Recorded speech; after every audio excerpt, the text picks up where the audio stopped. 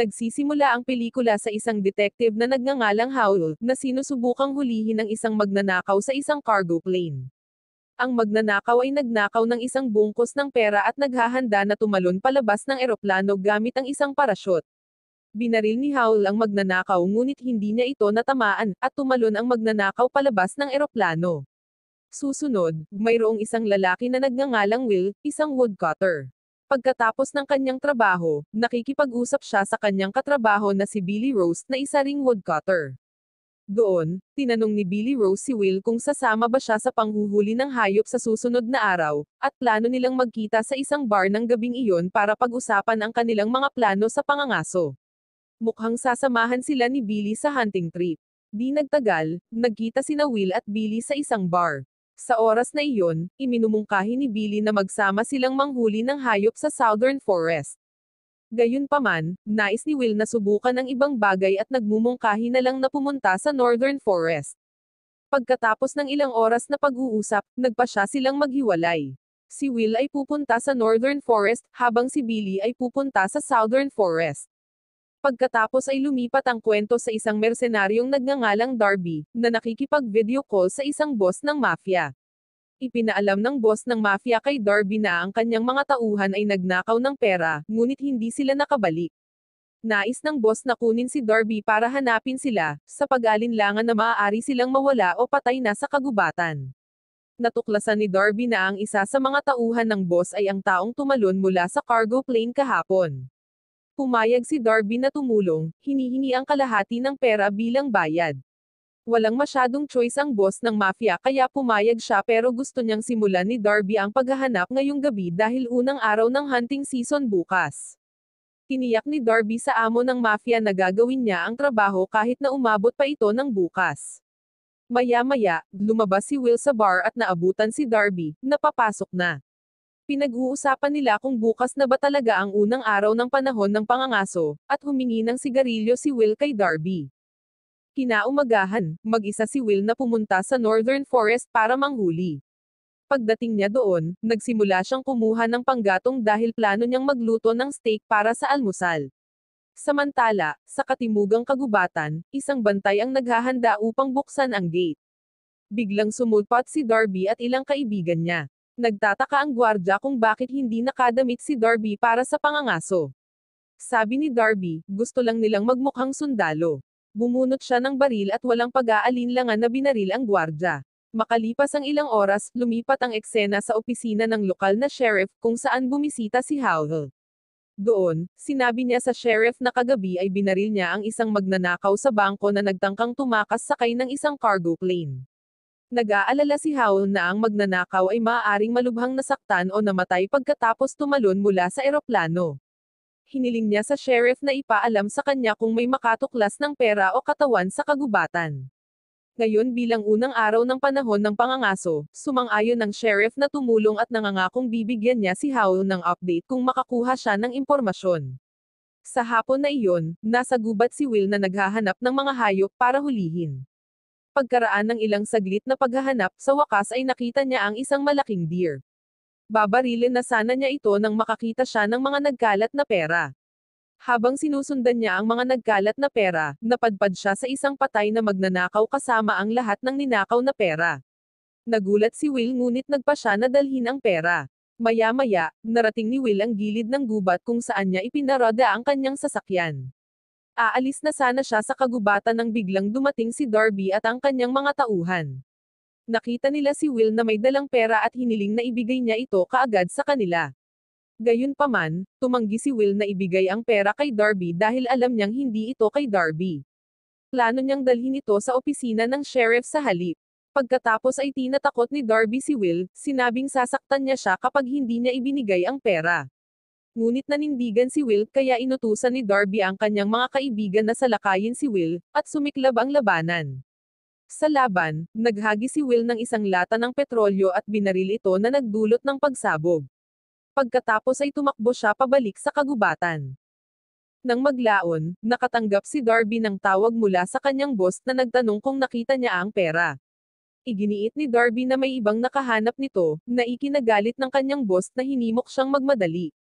Inutusan ni Darby ang kanyang mga tauhan na maghiwalay at hanapin ang pera. Makalipas ang 30 minuto, habang nagpapahinga si Will, bigla siyang inatake ni Darby. Nagpalitan sila ng putok, ngunit nagpasya si Will na tumakbo sa ibang lugar. Sa kasamaang palad, muli niyang nakatagpo ang mga kaibigan ni Darby, na humantong sa isa pang shootout.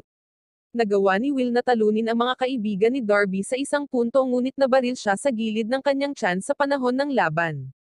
Sa kabila ng kanyang pinsala, iginiit ni Will na tumungo sa timog, alam niyang nasa Southern Forest si Billy. Makalipas ang halos isang oras, natagpuan ni Will ang sasakyan ni Billy ngunit nawalan siya ng malay dahil sa kanyang sugat. Sa huli, nagising si Will na ang kanyang sugat ay ginagamot ng kanyang kaibigan na si Billy. Nagtanong si Billy kay Will kung saan niya nakuha ang napakaraming pera at ipinaliwanag niya na natagpuan niya ito sa kagubatan sa tabi ng isang bangkay, posibleng mula sa isang pagnanakaw. Nakuha niya ang sugat sa pakikipaglaban sa mga mersenaryo na gusto ring kunin ang pera. Tinanong ni Will kung tumawag na ba ng pulis si Billy, at sinabi ni Billy na hindi siya tumawag ng pulis dahil hindi pa niya naiintindihan ang sitwasyon noong una. Gustong ibigay ni Will ang pera sa sheriff ngunit iminumungkahi ni Billy na itago nila ito dahil sila ay mahirap lamang. Gayunpaman, alam ni Will na corrupt ang sheriff. Biglang may putok ng baril, at binaril ni Darby si Billy. Sa kabutihang palad, nakatakas si Will at napagtanto na patuloy siyang hinahabol ng grupo ni Darby. Natuklasan niya ang isang tracker sa bag ng pera at nagpa siya na gamitin ito upang linlangin ang grupo ni Darby. Una, gumawa ng pampasabog si Will at inilagay ito sa isa sa mga bag. Pagkatapos ay nagmamadali siyang pumunta sa intersection ng kagubatan at inilagay ang bag na may mga pampasabog. Plano niyang puntiryahin sila mula sa tuktok ng isang burol. Pagkaraan ng ilang minuto, nagpakita si Darby at ang huling natitirang kasama niya. Naghihinala si Darby sa kanilang paligid. Nang tingnan ng kanyang kasama ang bag, bigla silang binaril. Sa sitwasyong ito, napatay ang isa sa mga tauhan ni Darby, at si Darby mismo ay nabaril sa kamay. Nang makakuha ng pagkakataon, bumaba si Will mula sa burol upang salakayin si Darby, at nagpalitan sila ng putok. Sa kalaunan, pareho silang nauubusan ng bala at nagpa siya na maglaban gamit ang kanilang mga kamao. Nakalulungkot si Will, na may sugat sa tiyan, ay natalo ni Darby sa laban. Kaagad, kinuha ni Darby ang ninakaw na pera. Sa kabutihang palad, dumating ang ilang mangangaso at sinubukan silang pigilan sa kanilang pag-aaway. Nagpa siya si Darby na tumakas, iniwan si Will na malubhang nasugatan at wala ng pera. Makalipas ang ilang oras, narating ni Darby ang gilid ng kagubatan. Huminto ang sasakyan ng mangangaso, na nag-aalok ng tulong kay Darby. Sa halip na tanggapin, malupit na inaatake at pinapatay ni Darby ang mangangaso, kahit na mabait ang mangangaso.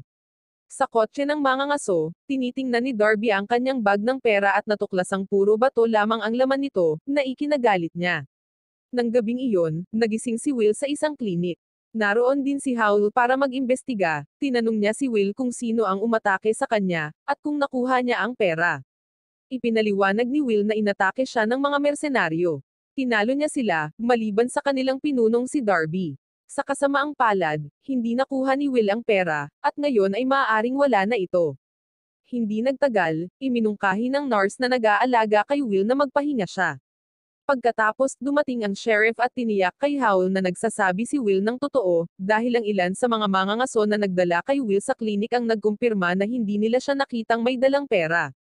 Di nagtagal, inanyayahan ng sheriff si Howell na makipag-usap sa isa pang silid at inalok na magtimpla ng kape. Gayunpaman, habang umalis ang sheriff upang kumuha ng mainit na tubig, si Darby, na galit pa rin kay Will, ay pumasok sa klinik. Napansin ni Howell ang namatay na nurse at napagtanto niyang hindi naligtas ang mga bagay. Isang shootout ang sumiklab kung saan pinabagsak ni Darby si Howell gamit ang isang kutsilyo. Hindi na raw niya kailangang barilin si Howell dahil mamamatay si Howell sa loob ng 20 minuto dahil sa kanyang malaking sugat. Pumasok si Darby sa kwarto ni Will at walang pag-aalinlangang binaril ito, ngunit nakatago na si Will sa gilid, at nauwi sila sa labanan gamit ang kamao. Nang mapabagsak ni Darby si Will, nakakita si Will ng baril sa kanyang tabi at binaril si Darby hanggang sa maubusan siya ng mga bala. Sa kasamaang palad, si Darby ay nakasuot ng bulletproof vest, na nagbibigay sa kanya ng pagkakataong tapusin si Will. Sa kabila ng kanyang mga pinsala, ginamit ni Howl ang kanyang natitirang lakas at nagawa niyang patayin si Darby. Hindi nagtagal, sumugod si Will para tulungan ang malubhang nasugatan na si Howl. Makalipas ang ilang taon, binisita ni Will ang puntod ni Billy at humingi ng paumanhin sa hindi niya pagligtas sa kanya noong nagkaroon siya ng pagkakataon. Kasabay nito ang pagdating ni Howl dahil pinaghihinalaan pa rin niyang si Will ang nagtatago ng pera. Ipinaliwanag ni Will na kung siya ay may pera, hindi siya mahihirapan tulad ngayon, na nagtatrabaho bilang isang woodcutter na mababa ang sweldo.